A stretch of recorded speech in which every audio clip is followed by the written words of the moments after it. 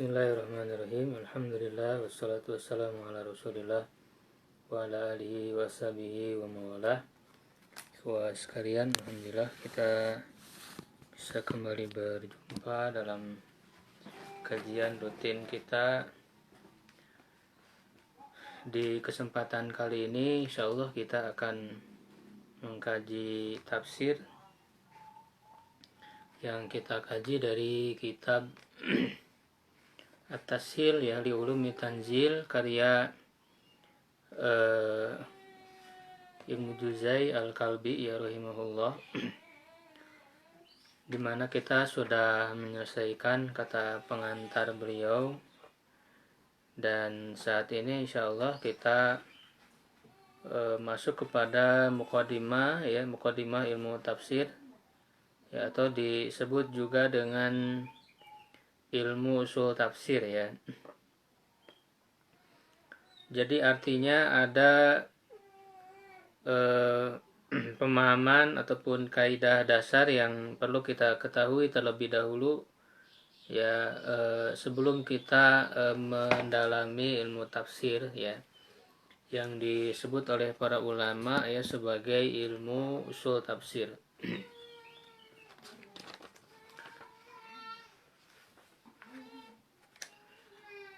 Ya,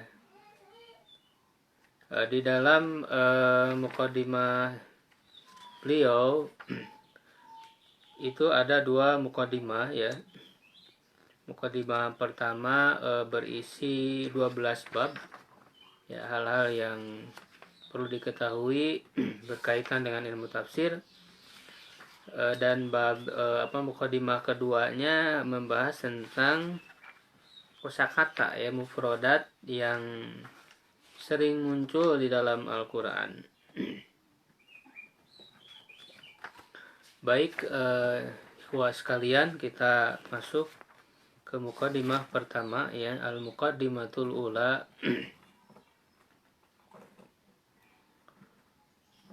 Wa fiha 12 baban. Ya, di dalamnya ada 12 bab. Al-babul awal, bab yang pertama, fi nuzulil Qur'anil azimi wa jam'ihi fil mushafi, tentang turunnya Al-Quran yang agung ini dan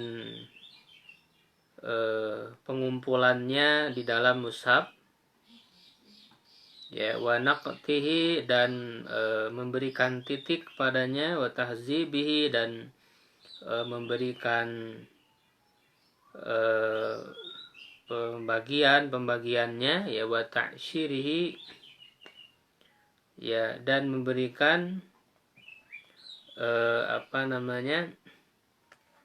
tanda-tanda ya, tanda tertentu,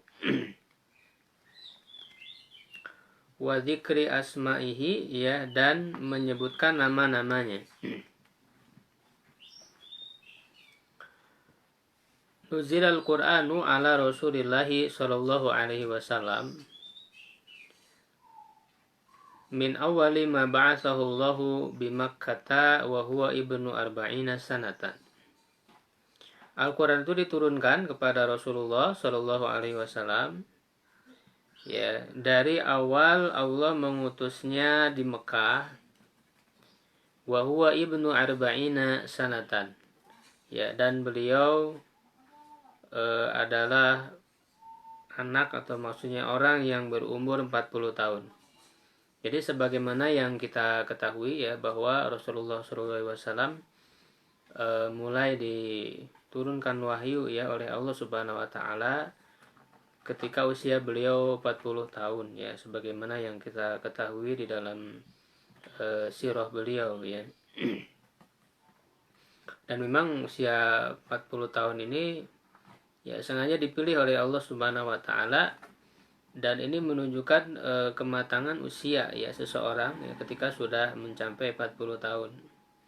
Makanya di Quran ya disebutkan secara khusus ya, idza balagha asyuddahu ya, wa balagha arba'ina sanatan, sampai kepada usia 40 tahun.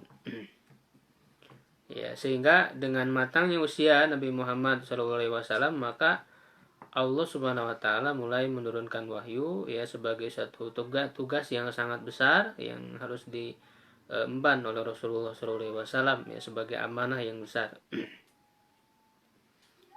Ya. Ila an hajara ilal Madinah, sampai beliau hijrah ke Madinah. Ya, thumma nuzila alaihi bil Madinati. Ya, kemudian atau nazala ya, kemudian ini apa namanya? Merupakan majas ya ketika disebutkan Al-Qur'an itu turun. Ya, tapi maknanya dia tidak turun dengan sendirinya, tapi Allah Subhanahu wa taala yang menurunkannya. Disebutnya majas akli ya. Gitu. Alaqahnya sababiyah ya. Jadi menisbatkan yang turun itu Quran ya, tapi sebetulnya Allah yang menurunkan Al-Qur'an itu. Jadi nazala ya, kemudian Quran turun ya alaihi ya kepada Nabi Muhammad sallallahu alaihi wasallam bil Madinati di Madinah ila an tawaffahullahu, sampai Allah mewafatkannya. Fakanat muddata nuzulihi alaihi ya, maka masa ya atau lama waktu turun kepada Nabi Muhammad SAW itu isrina sanatan ya, 20 tahun. Ya, wakila, dan ada yang mengatakan kanat salasan wa isrina sanatan. Ya, 23 tahun ya, ala hasbil ikhtilaf, sesuai dengan perbedaan fi sinnihi sallallahu alaihi wasallam, pada usia beliau ya sallallahu alaihi wasallam, yauma tufiya, ketika beliau wafat, pada hari beliau wafat. Hal kana ibnu sittina sanatan, apakah beliau pada saat itu berusia 60 tahun ya, au salas ya, au salasa wa sittina, atau au salasun ya, salas hal kana ibna ya sittina sanatan au salasan, harusnya salasa ya, salasan wa sittina sanatan, ataukah 63 tahun. Ya, tentu saja kalau kita pelajari di dalam ilmu sirah ya, sirah nabawiyah, yang paling kuat ya pendapatnya adalah yang mengatakan bahwa usia beliau itu 63 tahun. Ya, jadi periode Mekah ya, ketika Al-Qur'an ini turun di Mekah ya, surat-suratnya disebut surat-surat Makkiyah, yaitu turun selama 13 tahun. Ya, sedangkan di Madinah ya, pada periode Madinah yang disebut dengan surat-surat Madaniyah ya, itu turun selama 10 tahun, sehingga jumlahnya adalah 23 tahun. Wa kana rubbama tanzilu alaihi suratun kamilatun. Ya, terkadang kepada beliau turun surat secara utuh ya, secara lengkap, artinya satu surat lengkap turun kepada beliau dari awal sampai akhir. Ya, baru bama tanzilu alaihi ayatun mutafariqatun. Ya, dan kadang-kadang juga turun kepada beliau ayat yang terpisah-pisah. Ya, artinya tidak turun secara lengkap satu surat.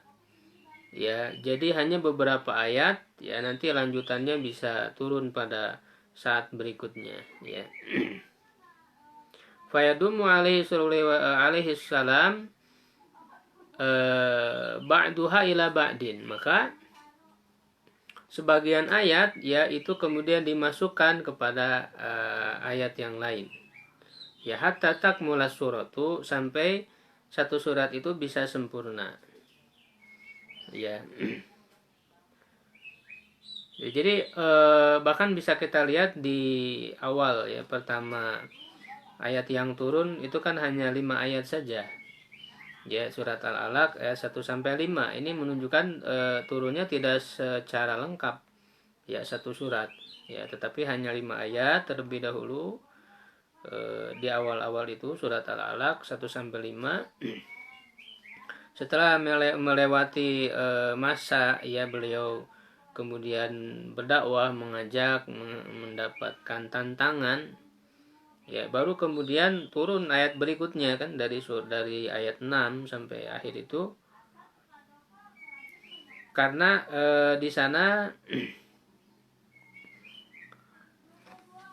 ada cerita ya tentang pengingkaran dari Abu Jahal, ya di ayat 6 ya surat Al-Alaq itu. Ini menunjukkan di situ ada rentang waktu yang dilewati oleh Nabi Muhammad SAW setelah turun 5 ayat pertama di surat Al-Alaq itu, ya.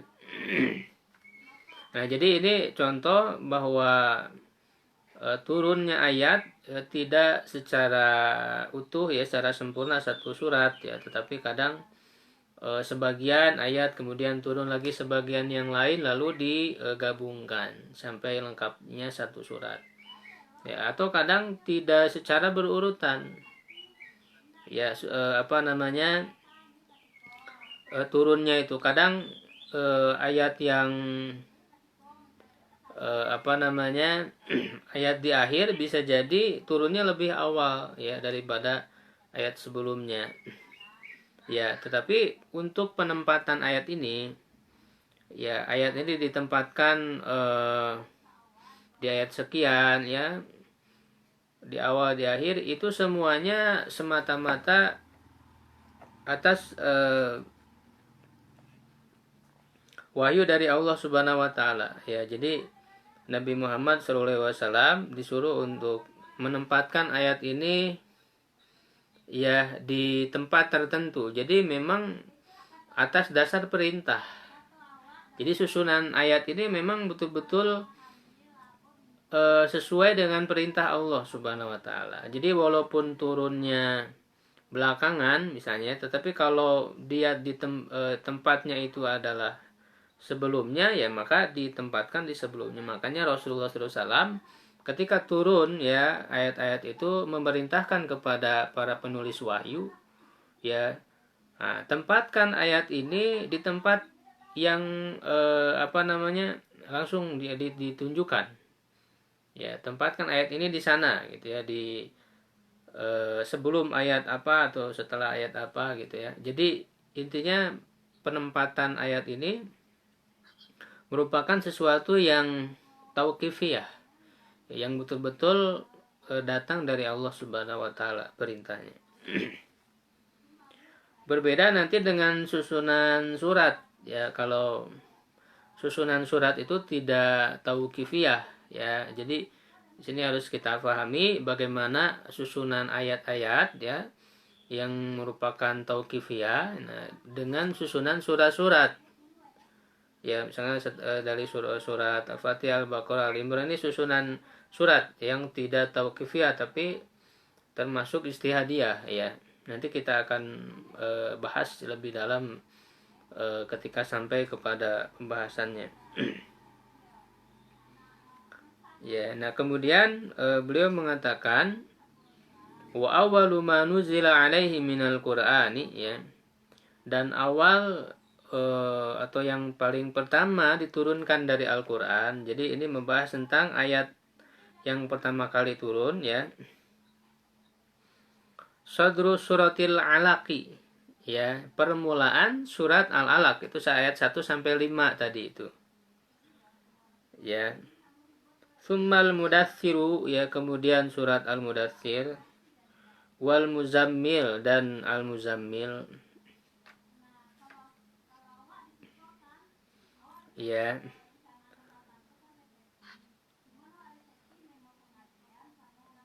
Jadi memang ini yang disebut dengan susunan turun. Jadi Al-Quran itu punya dua susunannya. Jadi susunan turun dengan susunan mushaf. Jadi berbeda, ya, berbeda susunan turun, ya, apa dulu yang turun, ya, surat pertama, yang kedua dan seterusnya. ya dengan susunan mushaf. Ya, tentu ini berbeda. Ya. Nah, ada di antara para ulama yang sudah menyusunkan sebetulnya susunan apa namanya, walaupun terjadi perbedaan pendapat ya di kalangan para ulama di dalam penyusunan ayat surat-surat Al-Quran ini berdasarkan turunnya. Ya. Bahkan sahabat, di antara para sahabat pun kan ada yang menyusunkan Quran ini berdasarkan turunnya, yaitu Ali bin Abi Thalib ya. Cuman mushaf yang beliau susun itu tidak ada ya. Nah, di sini dikatakan yang paling awal turun surah Alaq 1 sampai 5 tadi itu ya. Kemudian nanti ayat berikutnya turun apa namanya dengan rentang waktu tertentu ya. Lalu kemudian turun surat Al-Mudaththir ya, perintah untuk dakwah di situ. Al-Muzammil ya, perintah untuk sholat malam. Wakilah, dan ada juga yang mengatakan awalu ma nuzila al-mudaththir ya, awal yang pertama kali diturunkan adalah surat al-mudaththir. Wakilah, dan ada juga yang mengatakan Fatihatul Kitab, surat al-Fatihah. Ya, nah kalau al-Fatihah ini turun secara lengkap satu surat. Jadi 7 ayat itu langsung turun secara lengkap ya, surat al-Fatihah itu. Wal awal huwa sahih, dan yang paling pertama itulah yang benar. Artinya yang mengatakan bahwa yang pertama kali turun adalah surat Al-Alaq. Ini pendapat yang paling kuat ya. Lima warada fil hadis sahih, karena sebagaimana terdapat di dalam hadis yang sahih an Aisyah radhiyallahu anha ya. Dari Aisyah, semoga Allah meridainya, fi hadis sihat tawili, dalam hadisnya yang panjang, fi ibtida'il wahyi, dalam permulaan wahyu, qalat fihi, Aisyah berkata ya dalam hadis tersebut,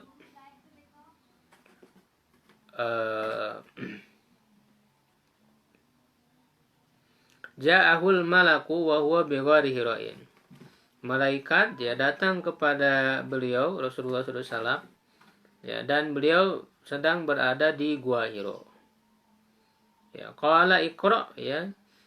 Malaikat Jibril itu berkata kepada Nabi Muhammad, bacalah ya. Fakultu, maka aku berkata ya, kata Rasulullah, ma ana biqari'in, aku tidak bisa membaca. Qala ya, lalu berkata lagi ya, jadi ya Rasulullah SAW menceritakan kepada Aisyah radhiyallahu anha ya, lalu beliau berkata, beliau bersabda ya Rasulullah SAW,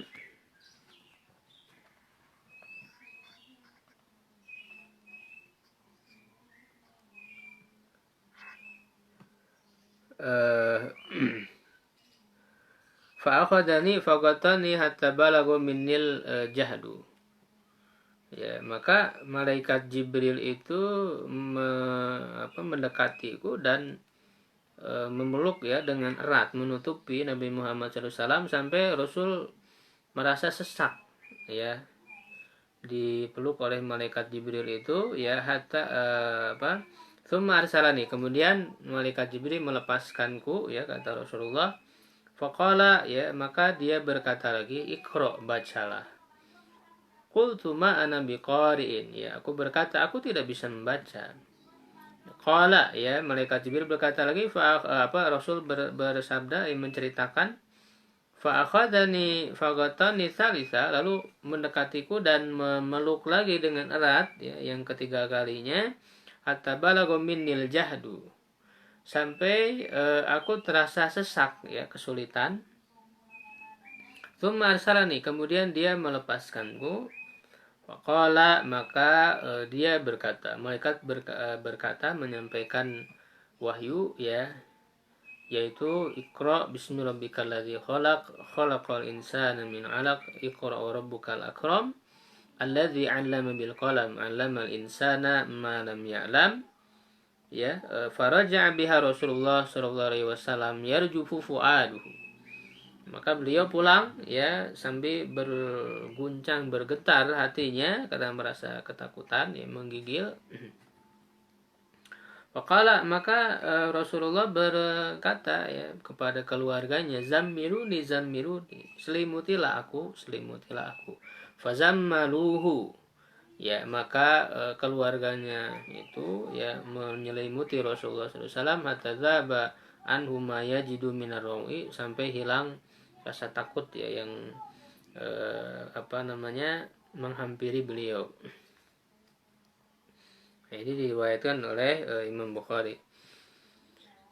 Jadi dalam hadis ini jelas bahwa ayat yang pertama kali turun itu adalah surat Al-Alaq ayat 1 sampai 5 ya.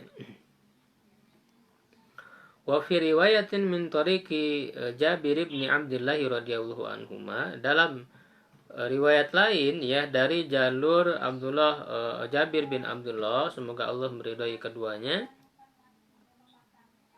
Faqala ayazammiluni, ya beliau bersabda ya menceritakan berkata kepada keluarganya, selimutilah aku. Fa anzalallah, maka Allah menurunkan, ya ayyuhal muddatsir, wahai orang yang berselimut. Jadi ketika Rasulullah SAW dilanda ketakutan, ya menggigil, ya lalu diselimuti, ya berselimut, maka kemudian selanjutnya dipanggil oleh Allah Subhanahu Wa Taala dengan turun wahyu berikutnya, ya baik itu ya ayyuhal mudatsir, wahai orang yang berselimut, ataupun ya ayyuhal muzammil, karena makna keduanya sama, wahai orang yang berselimut. Ya, ini menunjukkan surat Al-Mudatsir dan surat Al-Muzammil itu turun berikutnya, ya. Nah itu berkenaan dengan surat ya atau ayat yang pertama kali turun, ya. Lalu kemudian membahas tentang surat atau ayat apa yang terakhir turun. Wa amma akhiru ma nuzila minal Qur'an. Ya adapun ya yang terakhir turun dari Al-Qur'an, ya fasuratu, ya maka dia adalah surat idza jaa nasrullahi wal fath, apabila telah datang pertolongan Allah ya dan kemenangan. Ya. Tapi sebenarnya kalau kita perdalam lagi, surat An-Nasr ini ya turun pada saat peristiwa Haji Wada tahun 10 Hijriah, ketika Rasulullah SAW sedang melaksanakan haji ya di Masjidil Haram di Mekah. Di situ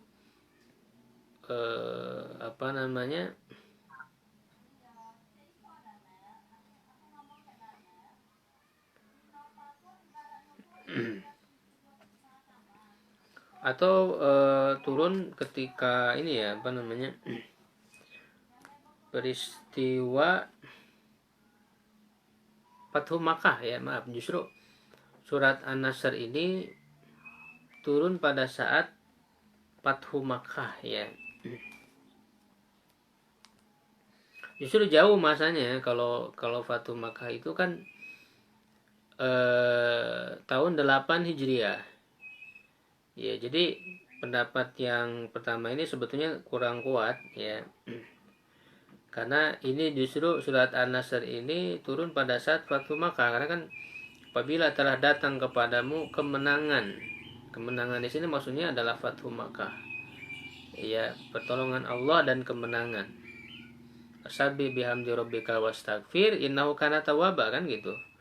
Nah, setelah Fathu Makkah ini Rasulullah SAW kan mengamalkan perintah ini, fasabbih bismi rabbika wastaghfir, ya kan. Nah, maka dengan 3 perintah ini ya diamalkan oleh Rasulullah SAW ya di dalam doa ya bacaan ruku dan sujud. Makanya setelah turun surat ini, ya beliau mengganti doa ruku dan sujud beliau ya dengan doa subhanakallahumma rabbana wa bihamdika Allahumma gfirli. Ya kan? Subhanakallahumma rabbana wa bihamdika Allahumma gfirli. Ya, jadi setelah turun ini di Fathu Makkah peristiwanya. Ya. Nah, maka dari mulai turun surat ini, doa ruku dan sujud beliau itu selalu itu sampai akhir hayat beliau. Nah, doa itu kan sesuai mengamalkan dari ayat perintah dalam ayat surat An-Nasr ini. Ya, idza jaa nasrullahi wal fath, ya kan? Pasab wa ra'aitan nasa yadkhuluna fi dinillahi afwaja fasabbih bihamdi rabbika. Fasabbih, maka bertasbihlah kepada Allah. Rasul membaca di dalam doanya subhanakallahumma rabbana. Subhanakallah, bertasbih subhanakallahumma rabbana. Bihamdika, Rasul menyebut subhanakallahumma rabbana wa bihamdika.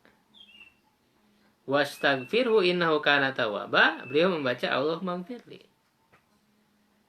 Ya, jadi surat An-Nasr ini jelas ya turun pada saat peristiwa Fathu Makkah tahun 8 Hijriah. Berarti kan masih panjang waktunya, masih ada 3 tahun. Karena Rasulullah wafat di tahun 11 Hijriah, ya, bulan Rabiul Awal. Ya, jadi pendapat ini tidak kuat, kurang kuat. Jadi ini masih ada ayat-ayat lain yang kemudian masih turun. Ya.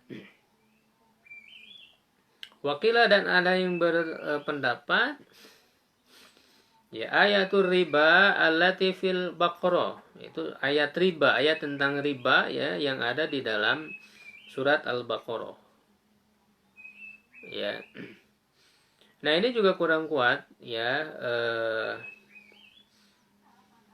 Wakilah al-ayat allati qablaha, dan ada yang mengatakan ya ayat yang sebelumnya. Ya. Ini juga sama ya, kurang kuat pendapat ini. Nah, ada juga yang berpendapat yang terakhir turun itu adalah ayat al-yauma akmaltu lakum. Ya kan? Di situ makna dari ayat itu kan jelas ya. Al-yauma akmaltu lakum dinakum wa atmamtu alaikum ni'mati wa raditu lakumul Islam madina. Itu di surat Al-Maidah ayat 3 ya. Jadi pada hari ini telah aku sempurnakan ya nikmatku untukmu ya, dan telah aku sempurnakan agamaku. Ya, agama apa namanya? Wa atmamtu alaikum al-yauma akmaltu lakum dinakum. Aku telah menyempurnakan agama kalian dan telah menyempurnakan nikmatku untuk kalian. Ya, dan aku telah meridhoi Islam sebagai agama. Ya, itu di surat Al-Maidah ayat 3. Nah, ayat ini turun pada saat Haji Wada tadi itu. Pada saat Haji Wada ya tahun 10 kenabian. Tentu bulan Dzulhijjah karena pelaksanaan haji di bulan Dzulhijjah. Ya. Jadi setelah Haji Wada ini memang tidak lama Rasulullah hidup. Ya, nah ada ayat yang terakhir lagi sebetulnya setelah itu. Ya. Yaitu surat Al-Baqarah ya ayat 181. Ya. Nah, ini pembahasan lebih lengkapnya bisa kita pelajari di kitab Ulumul Quran ya, Al-Itqan fi Ulumil Quran ya, karya Imam As-Suyuti ya rahimahullah.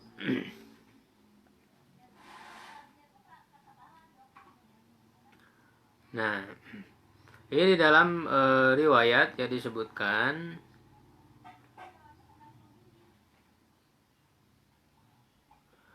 yang diriwayatkan oleh Imam An-Nasai ya dari jalur Ikrimah dari Ibnu Abbas, ya, dia mengatakan akhir yang diturunkan dari Al-Qur'an, yang turun dari Al-Qur'an itu Al-Baqarah 281 ya. Yaitu ayat wattaqu yauman turja'una fihi ilallah, ya. Itu matuwafa apa namanya?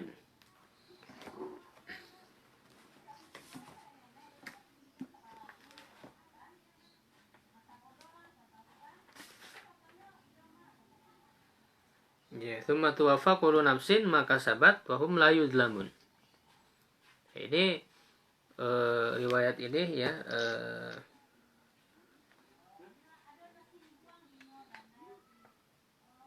dikatakan adalah riwayat yang paling kuat, ya, pendapat yang paling kuat. Ya.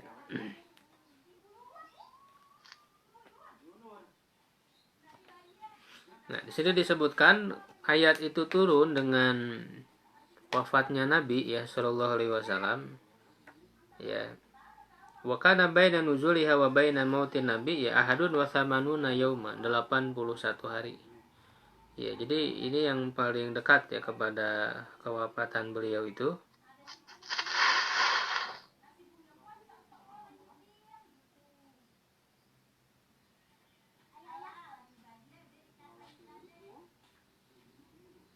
Ya, bahkan ada juga yang mengatakan ya Rasul hidup setelah turun ayat itu ba'da nuzuli hadil ayatis alayalin.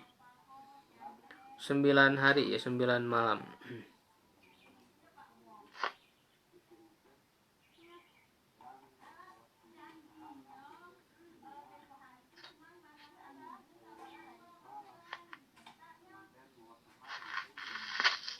Ya, jadi sebetulnya antara pendapatnya tidak bertentangan ya. Misalnya dengan ayat al-yauma akmaltu lakum itu secara al-yauma akmaltu lakum telah aku sempurnakan ya untuk kalian agama kalian. Artinya secara syariat itu sudah sempurna dengan turunnya ayat itu. Tidak ada lagi kemudian syariat-syariat lain yang turun. Nah, adapun ayat ini di surah Al-Baqarah ayat 281 ini tidak berisi tentang syariat. Ini hanya menguatkan ya atau juga dia berisi peringatan terhadap hari akhir ya, terhadap hari kiamat. Jadi ini termasuk ayat wa'id ya, al-wa'du wal wa'id. Ya, janji dan ancaman ya untuk kehidupan akhirat nanti. Makanya di sini dikatakan wattaqu yauma, dan takutlah kalian pada suatu hari turja'una fihi ila Allah, kalian dikembalikan kepada Allah. Bahkan ini juga menunjukkan isyarat wafatnya Rasulullah SAW. Summa tuwaffa kullu nafsin, kemudian diwafatkan setiap jiwa. Ya, ini isyarat bahwa Rasulullah wafat. Ya, setelah ayat ini maka sabat wahum la yudlamun ya. Maaf tadi maknanya bukan diwafatkan.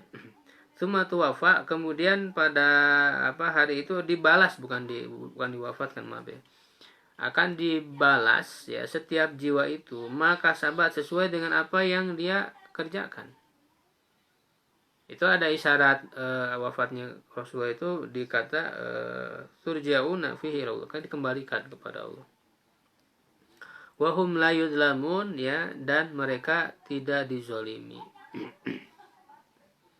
Ya, jadi ini tidak bertentangan dengan al-yauma akmaltu lakum ya, karena ini tidak berisi syariat lagi ya. Nah, maka pendapat ini yang paling kuat ya, yang terakhir turun ya dari ayat Al-Qur'an ini. Ya. Jadi itu yang perlu kita ketahui tentang mana yang awal turun, mana yang akhir turun. Lebih jauhnya kita juga mesti mengetahui susunan ayat atau surat berdasarkan turunnya itu. Sangat penting untuk memahami ya bagaimana ketika ayat itu turun ya realita atau kondisi yang dialami oleh Rasulullah dan para sahabat. Ya, supaya kita tahu ayat itu turun ketika kondisi yang dialami Rasulullah dan para sahabat itu seperti apa. Lalu kemudian Quran itu kan memberikan solusi, memberikan petunjuk, tuntunan di dalam kehidupan. Lalu bagaimana Rasulullah menerapkan ayat-ayat itu. Nah, dengan memahami kondisi seperti itu, ya kita akan lebih memahami maksud-maksud dari ayat tersebut. Ya, gitu. Makanya penting juga untuk memahami sirah Rasulullah SAW ya di dalam memahami ayat-ayat Al-Quran itu. Ya.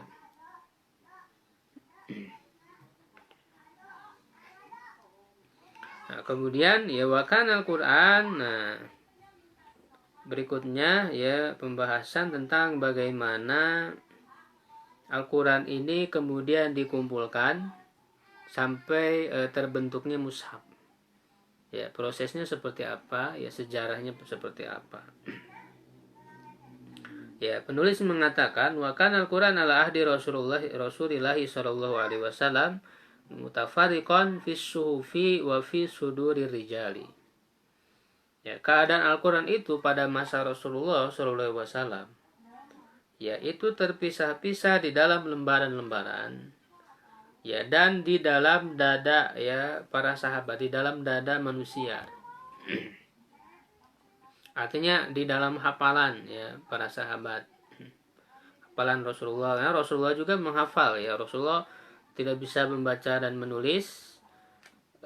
Tapi Rasulullah diberikan kekuatan untuk bisa menghafal, menjaga Al-Quran. Karena kata Allah Subhanahu wa taala dalam surat Al-Qiyamah ya, la tuharik bihi lisanaka litajalabi, kan itu. Jangan kamu menggerak-gerakkan lidahmu ya, lisanmu untuk segera ingin menguasai Al-Qur'an.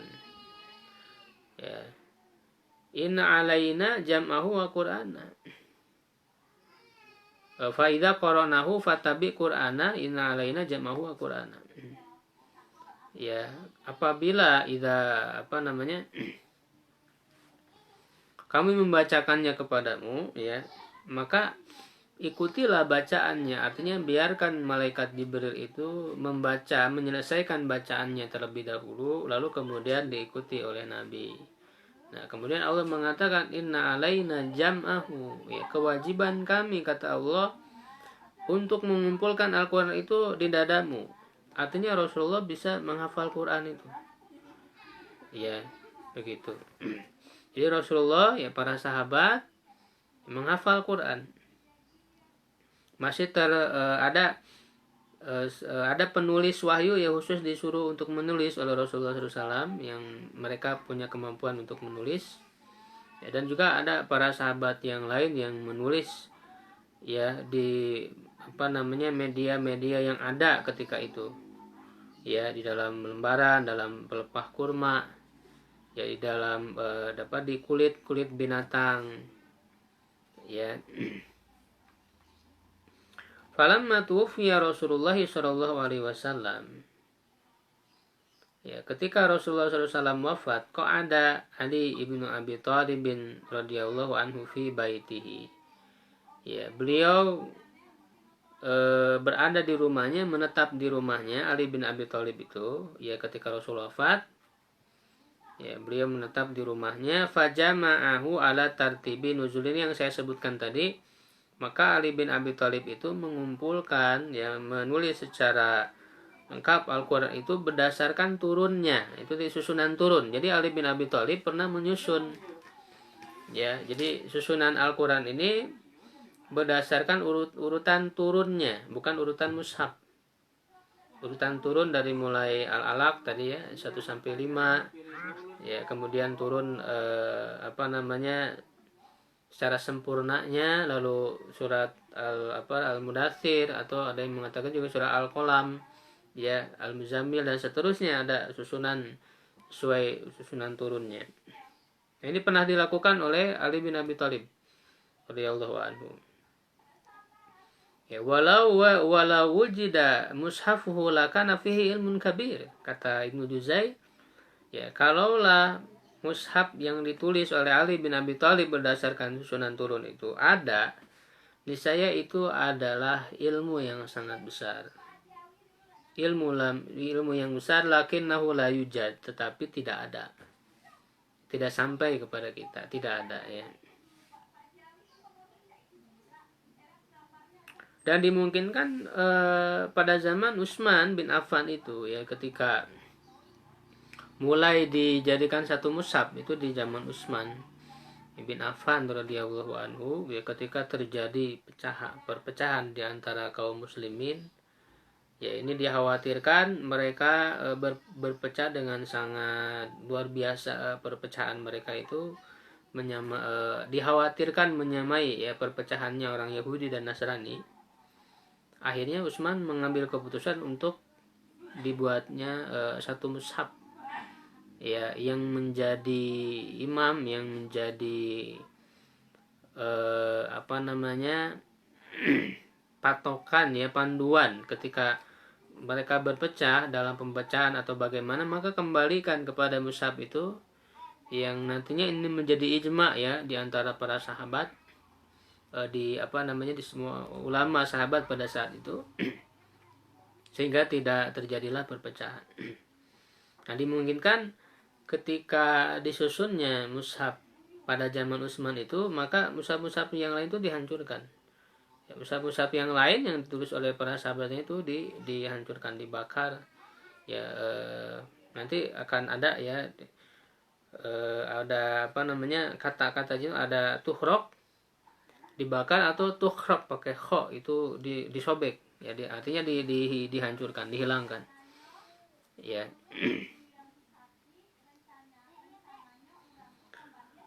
Falamma qutila jama'atun minas sahaba, ini secara ringkas ya, jadi penulis ingin menyampaikan ilmu ya berkenaan dengan ini, intinya ini secara ringkas ya, sangat ringkas sekali ya, karena ini bukan ilmu ulumul Quran, tapi ini ilmu usul tafsir, agar langsung menjadi bekal bagi orang untuk memahami ilmu tafsir. Nah, kalau kita ingin lebih memperdalam lagi, memperpanjang penjelasan, itu kita bisa pelajari di dalam ilmu ulumul Quran. Secara lebih luasnya di dalam ilmu ulumul Quran. Seperti kitab Al-Itqan itu ya, Imam As-Suyuti ya, Imam As-Suyuti. Ini kitab yang cukup lengkap pembahasannya. Ya, jadi itu di masa Rasulullah SAW, ketika Al-Quran itu belum karena Quran masih turun. Ya, jadi pernah Rasulullah SAW melarang kepada para sahabat untuk menulis hadis. La taktubu anni ghairul Quran, kata Rasulullah. Jangan kalian menulis dariku ya selain daripada Al-Quran.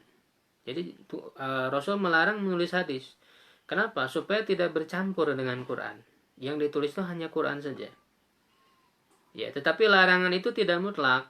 Yaitu ilatnya, alasannya agar tidak bercampur dengan Quran. Ketika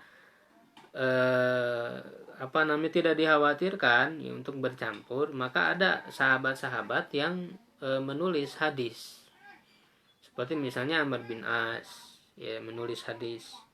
Ya, kemudian juga ada sahabat yang lain yang diizinkan ketika Rasul khutbah, ada seorang sahabat yang datang ya minta untuk dituliskan ya khutbah Rasulullah itu, maka Rasul menyuruh pada sahabat untuk menuliskan untuknya. Ya, jadi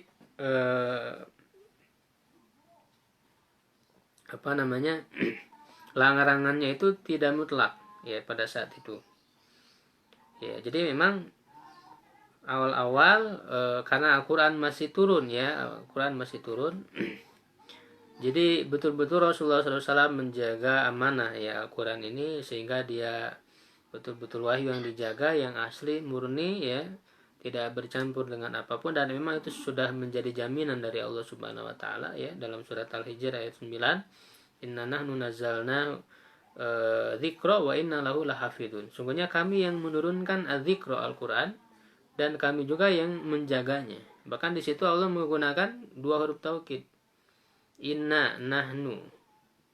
Ya, inna taukid, nahnu diulang lagi taukid.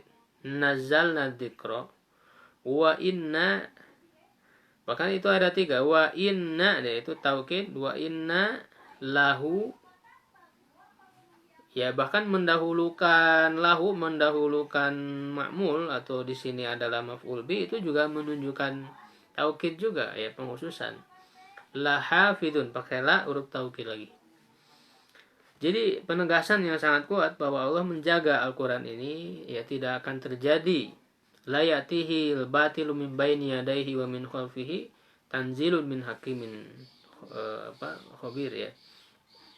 Tidak akan datang kebatilan, kesalahan, ya, di dalam Al-Qur'an itu karena dijaga, ya, betul-betul oleh Allah Subhanahu wa taala, tidak akan terjadi perubahan sedikit pun. Ya, jadi Rasulullah SAW betul-betul menjaga keaslian Al-Qur'an yang kemudian juga dilanjutkan oleh para sahabat. Ya. Nah, maka di zaman, nah ini mulai masuk ke zaman Abu Bakar Siddiq. Ya, artinya setelah wafatnya Rasulullah SAW, bahkan tadi dengan turunnya ayat terakhir, ya, turun ayat terakhir itu berarti Al-Quran sudah lengkap, ya, dia tidak turun lagi, ya, Al-Quran sudah lengkap, apalagi ketika Rasul wafat, ya, tentu sudah lengkap Al-Quran itu. Ya, nah, falamma qutila jama'atun minas sahabati yaumal yamamah, maka ketika terbunuh sekelompok sahabat pada hari Yamamah, peristiwa Yamamah, Yamamah nama tempat, ya, fi qital Musailamatil kadzdzab, ya, pada, ya, perang melawan Musailamah al-Kadzdzab. Ya, dimana kita tahu di zaman Abu Bakar Siddiq, ya, ketika Rasul wafat ini kan para orang-orang yang masuk Islam itu murtad, ya, sangat banyak sekali, dan ini sudah pernah diisyaratkan, ya, oleh Nabi SAW akan terjadi fitnah yang sangat besar, ya, artinya orang-orang di mana-mana murtad, ya. Nah, di antara murtadnya itu adalah muncul nabi, ya, yang mengaku nabi. Di antaranya Musailamah al-Kadzdzab, kemudian nanti ada Al-Aswad al-Ansi, ya, ada bahkan perempuan juga mengaku nabi, Syadzah, ya, itu juga bahkan menikah dengan Musailamah, ya, al-Kadzdzab, pendusta. Ya, jadi Jazirah Arab itu dipenuhi dengan orang-orang murtad kecuali Mekah, Madinah, dan Taif, ya, yang tidak murtad. Karena di situ adalah sahabat yang memiliki ilmu, ya, di Mekah, di Madinah itu, dan kemudian Rasulullah Abu Bakar Siddiq radhiyallahu anhu memutuskan untuk memerangi orang-orang yang murtad ini. Selain mereka juga ada yang murtadnya menolak membayar zakat. Kenapa? Karena mereka sudah tidak meyakini lagi kewajiban zakat. Maka ini termasuk murtad. Ya, kata Abu Bakar, aku akan memerangi orang yang memisahkan sholat dengan zakat. Bahkan diantara para sahabat awalnya sempat ragu, ya, kepada Abu Bakar itu. Bagaimana kita memerangi orang-orang yang masih meyakini tidak ada Tuhan selain Allah? Ya. Nah, di situ mulailah muncul keilmuan Abu Bakar Siddiq, ya, sebagai pemimpin yang diakui oleh para sahabat. Di antara sahabat yang protes kan Umar bin Khattab, bagaimana kita memerangi? Ya, bukankah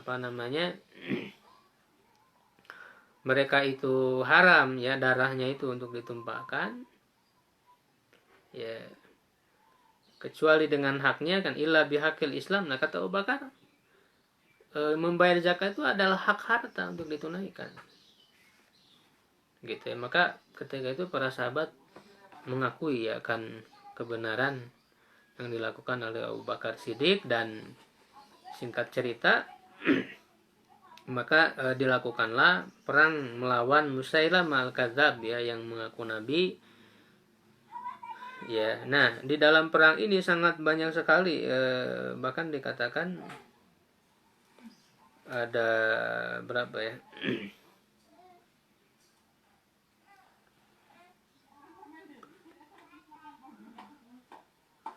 ya sekitar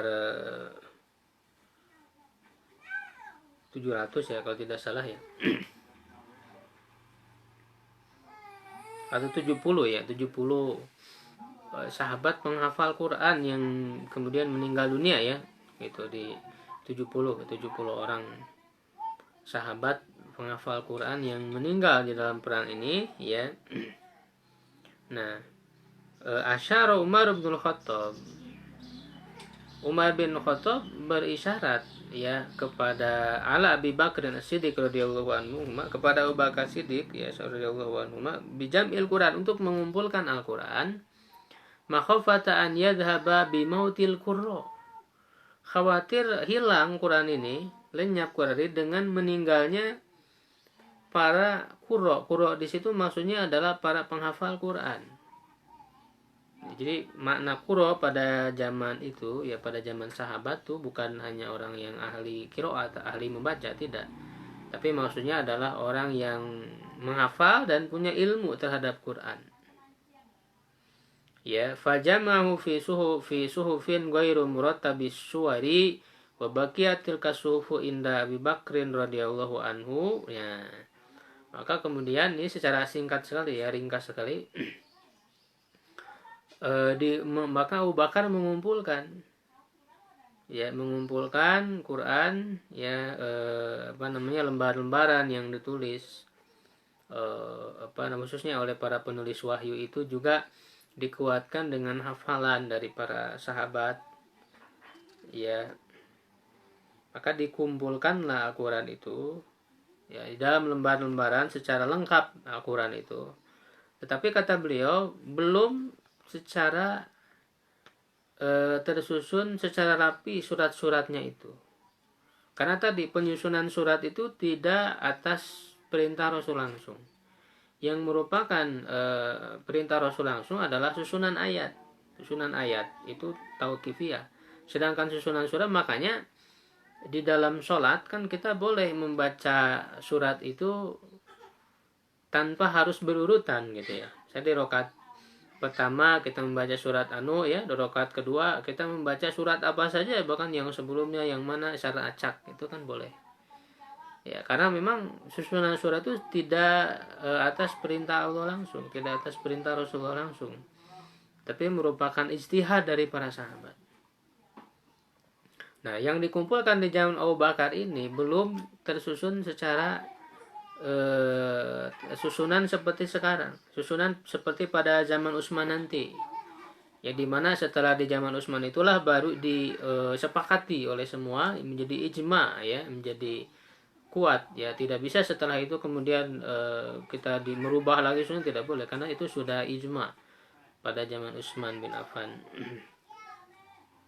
Ya. Jadi yang dikumpulkan oleh Abu Bakar Siddiq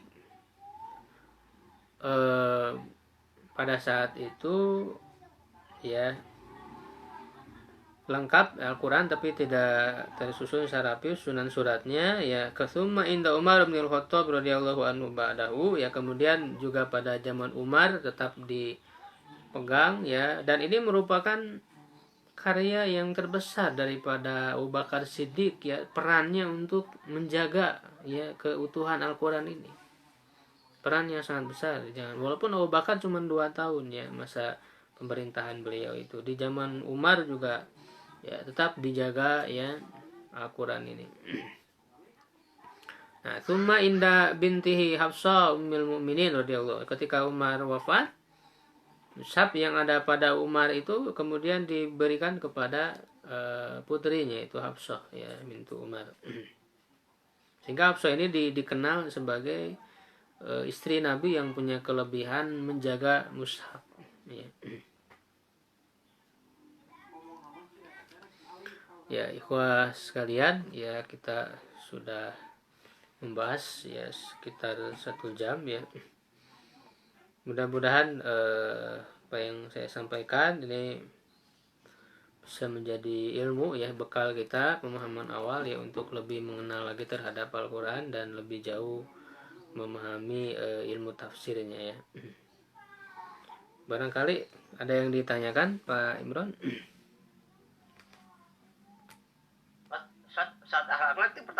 Iya. Akhlak. Tapi Begitu, dalam Pak. penyusunan enggak Ustaz ya. Iya, jadi memang begitu. Jadi sudah saya katakan tadi, jadi ada susunan turun turun ya, dan ada susunan mushaf, itu berbeda, Pak. Jadi ini mengandung hikmah tersendiri, Pak. Ya, jadi apa namanya? Pasti yang dilakukan ya oleh Allah, menempatkan ayat ini di sini, ya, ayat ini di sini, itu semua mengandung hikmah, Pak. Makanya di dalam ilmu tafsir juga dikaji tentang kesesuaian antara ayat ini dengan ayat ini. Kenapa setelah ayat ini ya adalah ayat ini, kaitannya apa, munasabahnya.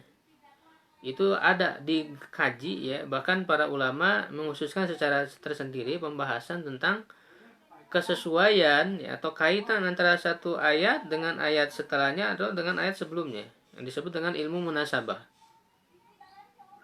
Itu bahkan ada Al-Biqai ya kan, menyusun karya atau secara tersendiri berkenaan dengan munasabah itu. Ya, Najmud Durar Pitana Subil Ai Waswar, itu ada kitabnya. Ya kan? Walaupun ketika turunnya itu kan berbeda susunannya, tapi oleh Allah disuruh Nabi Muhammad itu tempatkan ayat ini di sini, ayat ini di sini. Tapi ketika ditempatkan, disusunkan ayat-ayat itu ada korelasinya, ada keterkaitannya yang sangat luar biasa. Iya, nyambung. Makanya Quran itu kan ayat ini sampai ayat sekian ini membahas ini temanya ini membahas ini. Iya. Ada kesesuaian. Dia menunjukkan kemujizatan Al-Quran itu, Pak. Ya. Walaupun disusun setelah sekian puluh tahun, beratus tahun, tetap terjaga ya. Iya, Pak, akan terjaga. Ayat-ayatnya nyambung lah. Nyambung. Gak celok misalnya ya, seolah-olah gak celok. Enggak. Semuanya ada ilmunya, Pak. Bukan hanya satu ayat, tapi setiap kata itu betul-betul ya ada maksud dan tujuannya, sehingga ilmu tafsir ini ilmu yang sangat luas. Ya, tidak pernah habis digali kandungan maknanya. Gitu, Pak, ya. Saya kok misalnya ada di Al-Quran ada perintah untuk sholat malam ya. Seolah-olah kalau Al-Quran ada perintah, seolah-olah malam untuk sunat ya sifatnya. Jadi seolah-olah kalau di Al-Quran itu kita harus melakukan. Kalau berpikir gitu kadang-kadang. Kadang Al-Quran perintah malam ya. Kadang-kadang walaupun akhirnya di sunat ya. Awalnya kan wajib, Pak. Awalnya kan wajib tuh. Kumilai la illa qalila kan gitu. Ya. Awalnya wajib, tapi di surat Muzammil sendiri itu kemudian turun, makanya tidak secara lengkap langsung, Pak, ada jeda dulu. Jadi sebelumnya pernah diwajibkan, lalu kan di surat akhirnya itu inna rabbaka ya'lamu kan annaka taqumu adna min sulusayil laili wa nisfahu wa thulutsahu wa ta'ifatun minal ladina, ya kan, di situ menunjukkan dinasa, dihapus lagi kewajibannya menjadi tidak wajib. Ya, hukum sholat malam itu di surat Al-Muzammil sendiri di ayat-ayat akhirnya itu. Apakah setelah ada kewajiban sholat 5 waktu itu disunatkan? Belum, Pak. Sholat 5 waktu kan turunnya pada saat Isra Miraj. Isra Miraj itu ya, betul, yang paling kuat tuh tahun 12 kenabian. Ya, betul. Jadi masih jauh, Pak, masanya. Makanya sebelum ada kewajiban sholat 5 waktu, itu kan di sholat yang dilakukan oleh Rasulullah dan para sahabat itu 2 rakaat ya pagi, 2 rakaat sore, sebelum adanya turun kewajiban 5 waktu. Termasuk ketika turun surat Al-Muzammil itu dengan perintah qumil laila, sholat malam wajib. Tapi tidak lama masanya, karena inna rabbaka ya'lamu annaka taqumu adna kan, Allah mengetahui ada yang sakit, ada yang lemah dan sebagainya, sehingga tidak mau memberatkan kepada hambanya. Begitu, Pak. Ya, Ustaz. Ya. Pertama 2 saja, pagi 2, sore 2 ya? Iya, sebelum turunnya kewajiban sholat 5 waktu. 5 waktu. Gitu. Ya, oke, Ustaz. Ya, alhamdulillah untuk pertemuan kali ini Pak. Ya, mudah-mudahan Ya, insya Allah. sebetulnya lebih enak kalau ada peserta langsung ikut ya melalui Zoom gitu, bisa interaktif langsung, bisa tanya jawab. Ya, walaupun ini sambil direkam di video ya di YouTube, termasuk juga insya Allah di Facebook, masuk di YouTube juga insya Allah di upload. Ya, demikian Pak untuk pembahasan pada kesempatan kali ini ya, kita masih di Muqaddimah tafsir tasil ya di Ulumi Tanzil. Ya, wallahu a'lam bishawab. Assalamualaikum warahmatullahi wabarakatuh. Waalaikumsalam.